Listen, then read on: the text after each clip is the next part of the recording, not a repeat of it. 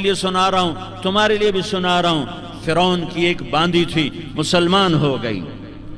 عورت تو کمزور ہوتی ہے، پھر وہ باندی ہو تو اور کمزور ہوتی ہے، اور کلمہ چھپتا نہیں ہے۔ اس کا ایمان اس کے دل میں تھا، پر وہ نکل ہی پڑا۔ خوشبو کون چھپا سکے؟ خوشبو کیسے چھپ سکتی ہے؟ اس کے ایمان کا پتہ چل گیا۔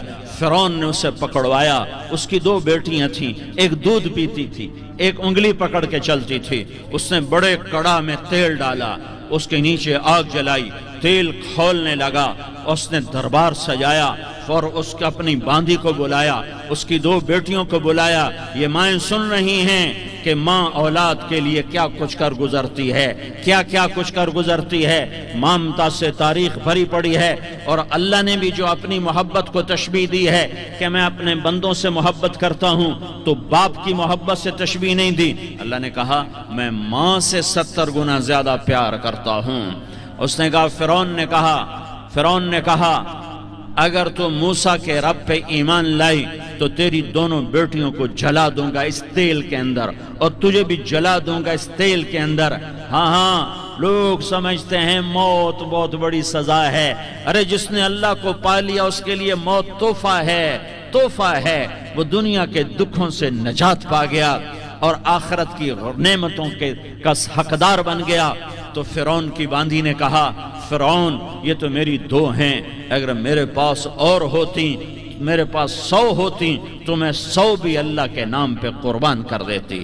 فقض ما انت قاض، کر جو تجھے کرنا ہے۔ انہیں بڑی بیٹی کو پکڑا، انہیں کہا اماں ہائے اس ماں سے پوچھو جس کے آگے جلتا ہوا تیل اور اس کی بیٹی کو ڈالا جا رہا ہو، اور وہ اماں کہے، اور اس کا ایک بول ماں کا، ایک بول بیٹی کی جان بچا سکتا ہو۔ کلمہ کفر کہہ جا، گھر میں جا کے توبہ کر لے، معاف ہو جائے گا۔ میں قربان جاؤں۔ ایک مقام ایمان کا ایسا آتا ہے کہ قربان ہونا زیادہ محبوب ہو جاتا ہے جان بچانے سے۔ انہوں نے کہا اماں، انہوں نے کہا بیٹی صبر، اللہ کے نام پہ قربان ہو جا۔ ادھر آ ستمگر، ہنر آزمائیں، تو تیر آزما، ہم جگر آزمائیں۔ نہ کر لبوں کو سی، عشق ہے دل لگی نہیں، سینے پہ تیر کھائے جا، آگے قدم بڑھائے جا، یا زبان حال سے کہہ دے کہ ہاں ستائے جا۔ ہاں عشق کی آگ ایسے ہی بھڑکتی ہے، شمع ایسے ہی فروزاں ہوتی ہیں، یہ کمکمے تو بجھ جاتے ہیں، لیکن یہ ایمان والے جو شمع جلا گئے یہ آج تک روشن ہیں، جن کی روشنی میں چلنے والوں کو راستہ مل رہا ہے۔ انہیں بڑی بچی کو پکڑا، ٹانگوں سے پکڑ کے یوں ڈالا، وہ ہائے کرتی گئی اور وہ چٹک گئی اور وہ جل گئی اور وہ بھن گئی مچھلی کی طرح، تلی گئی مچھلی کی طرح۔ ماں ہے، اس کا کلیجہ پھٹ گیا، لیکن آنکھوں سے آنسو کا ایک قطرہ نہیں نکلا۔ صبر دیکھنا ہو تو اسے دیکھو، صبر پڑھنے سے نہیں آتا، اسے دیکھو ایک قطرہ نہیں نکلا تو اس نے کلیجہ پھٹ گیا۔ تو اللہ نے ماں کی آنکھوں سے پردہ ہٹایا اور اس نے دیکھا اپنی بیٹی کی روح کو نکلتے ہوئے۔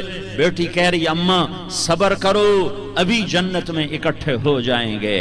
پھر انہیں چھوٹی بچی کو پکڑا، دودھ پیتی، جسے پتہ بھی نہیں میرے ساتھ کیا ہونے والا ہے، اس کی تو آہ بھی نہ نکل سکی، اور اسے انہوں نے تیل میں ڈال دیا اور وہ جل کے کوئلہ ہو گئی۔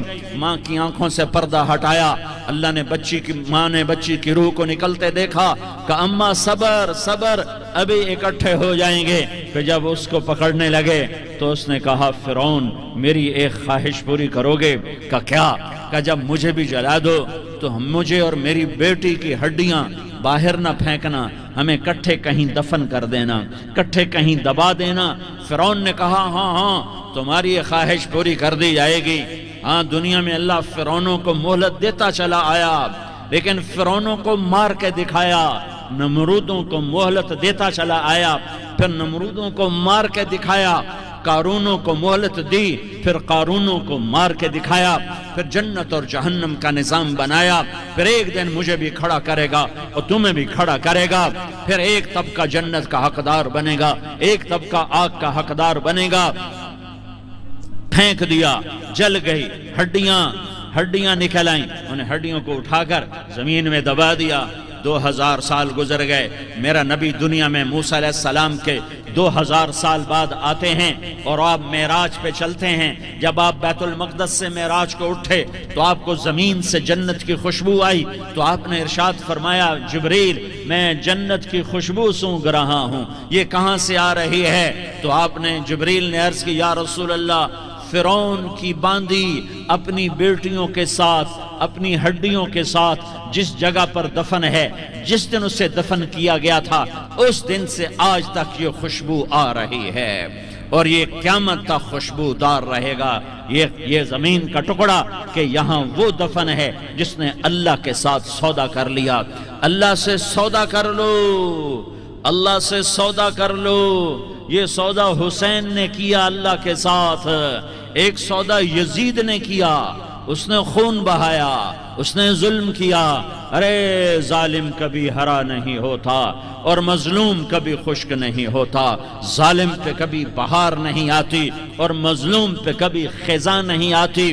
اللہ ظالم کو مہلت ضرور دیتا ہے, لیکن ایک دن ہے جب اللہ جنت کو سجائے گا اور جہنم کو بھڑکائے گا اور ترازو کو لٹکائے گا اور پل صراط کو قائم کرے گا اور اپنے عرش کو لائے گا اور خود فرشتوں کو بلائے گا. پھر طارق جمیل کو قبر سے اٹھائے گا, سردار عزیر کو قبر سے اٹھائے گا, زید عمر بکر کو قبر سے اٹھائے گا. پھر مجھ سے سوال کرے گا میں نے تمہیں دنیا میں عزت دی, مال دیا, بتا آج میرے لیے کیا کر کے لایا ہے؟ بولو آج کیا کر کے لائے ہو؟ یا اللہ کی قیامت سے ٹکر لے جاؤ, یا اللہ کی جہنم کو پانی سے بجھا دو, یا اللہ کی جنت کو آگ لگا دو, یا قبر میں جانے سے انکار کر دو, یا موت سے لڑنے کی طاقت دکھا دو, یا یہ طرز زندگی چھوڑو جس نے ہمیں ہلاک کر دیا, اللہ کے سامنے رسوا کر دیا. موت ہے, جنت ہے, جہنم ہے, آخرت ہے, اللہ ہے, رسالت ہے, محمد مصطفیٰ کی ہستی ہے جو تمہارے لیے پس گیا, لٹ گیا, دان توڑوائے, خون ہوا. جاؤ چلو میرے ساتھ, میں تمہیں طائف کے پہاڑوں میں لے جاؤں اور میں تمہیں وہاں کھڑ کے سوال کروں. کاش طائف کے پہاڑوں کی زبان ہوتی تو وہ سب سے پہلے تمہیں لان تان کرتا. ارے تمہیں شرم نہ آئی کہ تمہارا نبی تمہارے لیے خون ہو گیا؟ اس کے دو